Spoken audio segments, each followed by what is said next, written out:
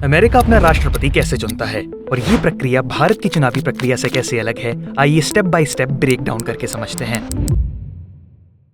सबसे पहला स्टेप होता है डिक्लेरेशन ऑफ इंटेंशन।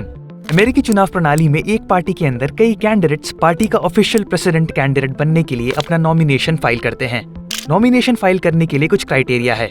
व्यक्ति का जन्म स्थान अमेरिका होना चाहिए, न्यूनतम उम्र 35 वर्ष होनी चाहिए और व्यक्ति पिछले 14 सालों से अमेरिका का रेसिडेंट होना चाहिए। दूसरा स्टेप होता है टीवी डिबेट्स। भारत में किसी राजनीतिक पार्टी का कैंडिडेट कौन होगा, इसका निर्णय पार्टियों की इलेक्शन कमेटी लेती है, पर अमेरिकी चुनाव प्रणाली में वहाँ की जनता इस निर्णय लेने की प्रक्रिया का हिस्सा होती है। एक पार्टी के जो मेंबर्स राष्ट्रपति पद के उम्मीदवार बनना चाहते हैं, वो सब टीवी डिबेट्स में भाग लेते हैं। इसमें देश के मुद्दों पर चर्चा की जाती है और पार्टी के भीतर किस कैंडिडेट का किस मुद्दे को लेकर कैसा रुख है, ये जनता को इन टीवी डिबेट्स के जरिए पता चल जाता है। उदाहरण के तौर पर रिपब्लिकन पार्टी के डिबेट में विवेक रामास्वामी, निकी हेली और माइक पेंस ने एक ही पार्टी में होने के बावजूद एक दूसरे के खिलाफ डिबेट किया। तीसरा स्टेप प्राइमरी और कॉकस। ये स्टेप अमेरिकी चुनाव को भारत के चुनाव से अलग बनाता है। अमेरिका में राष्ट्रपति के चुनाव में जनता ये भी चुनती है कि जिस राजनीतिक पार्टी का वह समर्थन कर रही है, उस पार्टी का ऑफिशियल राष्ट्रपति उम्मीदवार कौन होगा। पिछले चरण में हुए डिबेट्स के जरिए एक पार्टी के समर्थकों को पता चल चुका होता है कि पार्टी में देश के मुद्दों को लेकर किस कैंडिडेट के क्या विचार हैं।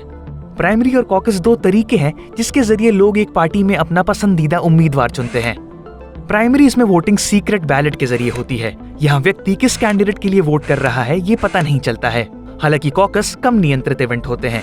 लोग कम्युनिटी हॉल, स्पोर्ट्स अरीना और कैफेटेरिया में जमा होते हैं। यहाँ लोग किसी कैंडिडेट के लिए अपना समर्थन सीक्रेट बैलेट में वोट करने के बजाय हाथ उठाकर दर्शाते हैं। कॉकस की प्रक्रिया में समय की ज्यादा खपत होती है, इसलिए प्राइमरी कॉकस से ज्यादा प्रचलित है। आइए प्राइमरी और कॉकस को एक उदाहरण के जरिए समझते हैं। 2024 अमेरिकी चुनाव के लिए डेमोक्रेटिक पार्टी की तरफ से जो बाइडेन, जेसन पामा और डीन फिलिप्स ने पार्टी का ऑफिशियल राष्ट्रपति उम्मीदवार बनने के लिए नामांकन भरा था। इनमें से पार्टी का ऑफिशियल कैंडिडेट चुनने के लिए प्राइमरी और कॉकस कराए गए। इसमें जो बाइडेन को सबसे ज्यादा वोट मिले, इसलिए वो पार्टी के ऑफिशियल कैंडिडेट बने। हालांकि अन्य कारणों की वजह से आगे चलकर वो राष्ट्रपति रेस से पीछे हट गए। पार्टी का ऑफिशियल कैंडिडेट कौन है, इसका ऐलान नेशनल कन्वेंशन नाम के एक इवेंट में किया जाता है। चौथा स्टेप होता है presidential TV debate. National convention के बाद ये सुनिश्चित हो चुका होता है कि प्रेसिडेंट की रेस में किस पार्टी की तरफ से कौन सा कैंडिडेट है। अमेरिका के न्यूज चैनल उम्मीदवारों को टीवी डिबेट के लिए बुलाते हैं। कौन सा कैंडिडेट कितना कॉन्फिडेंट है, देश के मुद्दों पर किसकी क्या राय है, ये सब इन डिबेट से पता चल जाता है। इन डिबेट्स का महत्व आप डोनाल्ड ट्रंप और जो बाइडेन के बीच हुए डिबेट से समझ सकते हैं, जहां जो बाइडेन की खराब प्रदर्शन के बाद उनकी अवस्था पर सवाल खड़े हुए और अंततः उन्हें नामांकन वापस लेना पड़ा और उनके बदले कमला हैरिस डेमोक्रेट्स की तरफ से उम्मीदवार बनी। पांचवा और आखिरी स्टेप होता है नेशनल प्रेसिडेंशियल इलेक्शन।